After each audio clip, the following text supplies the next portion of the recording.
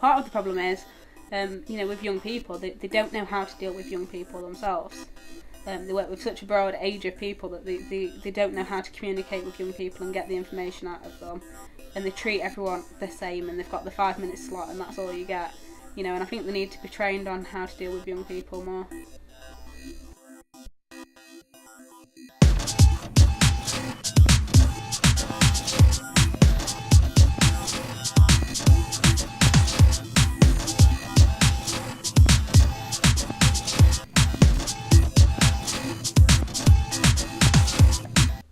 I went for an operation and I was in one day and then out the other, and then I ended up getting rushed back in. So if they'd have kept me a day longer, they wouldn't have had to do it. So it seems more like it's a conveyor belt and you're just in, out, in, out.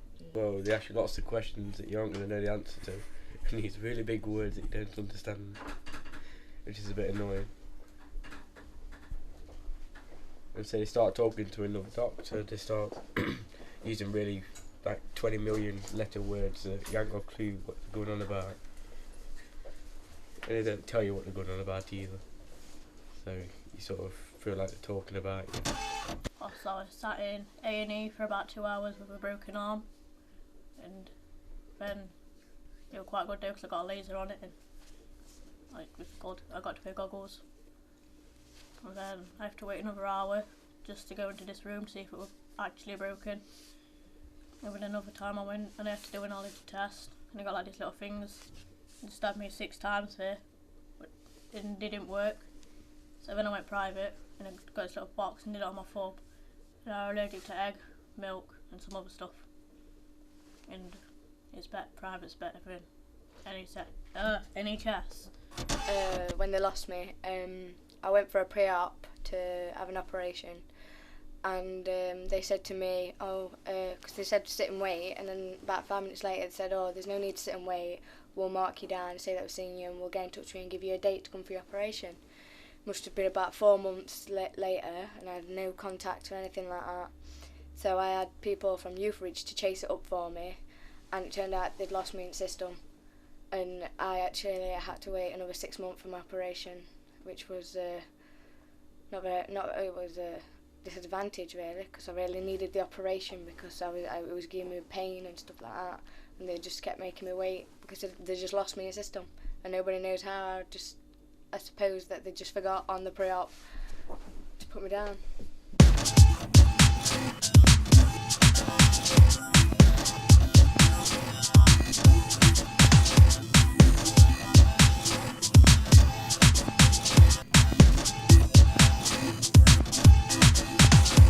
True what the newspapers tell us.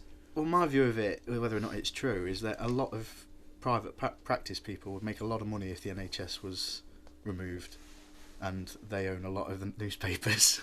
So I don't know whether or not that's got anything to do with it, but some of it's true, what's said in the newspapers. Some of it's blown out of proportion, as with everything else in the newspapers. But I think a lot of it's wrong. Because a lot of them are quite old, and I think younger people and younger doctors stuff like can relate easier to younger people instead of like a 64-year-old who's like, they might judge you a little bit. Because I know young people do stupid things, and in their day it was like they wouldn't do anything like that. So I could see older doctors now judging younger people, where a younger doctor wouldn't. They'd more than likely understand more. So do you feel stereotyped by older doctors and older professionals? They might not be doing it, but that's how I feel that they are. If you had an older doctor, wouldn't they have more experience? Not really, because the older they are, it's like back in their day, they won't really do it like we do. Don't want to stereotype or anything. Yeah, but it's not necessarily how old you are, it's like what your background is, because if you've not been through it, you can't relate to it. Like, if you have someone old who's been through everything that this younger person has, they can relate and think, oh yeah, I've been through that, I know what's wrong with them, but if you've not been through it, you can't relate to it. I said it was a ladder with a few rungs missing. Whether or not that's a true idea of it, it's. But why a ladder and why are the rungs missing? Because you get to the top, but you have to try really hard to get there. If you know what I mean. If they don't help you along the way, you have to ask for it, rather than waiting for them to write to you and say, "Oh, we'll see you." Whenever I normally have to ask my mum to ring up and have a go at the doctor to say you haven't seen him in months, which is why I'm being seen now. They don't communicate with each other. They expect me to tell everyone what's going off. So what, if you could, in that particular experience then that you've had, how could you make that better?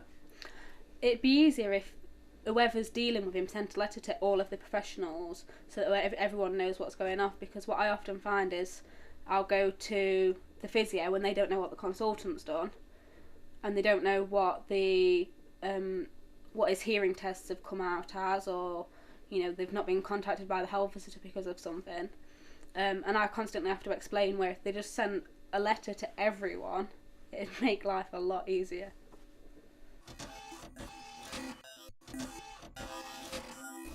Or like, I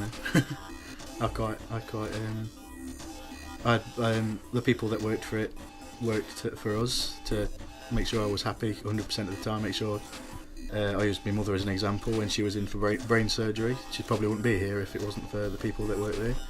So I'm pretty much on the side of the NHS. Yeah, but you can't moan that you're waiting. Like, say you went in with a nosebleed or something pathetic. You can't expect to go quicker than someone who's like chopped their hand off or something. You've got to be realistic on how long you're waiting.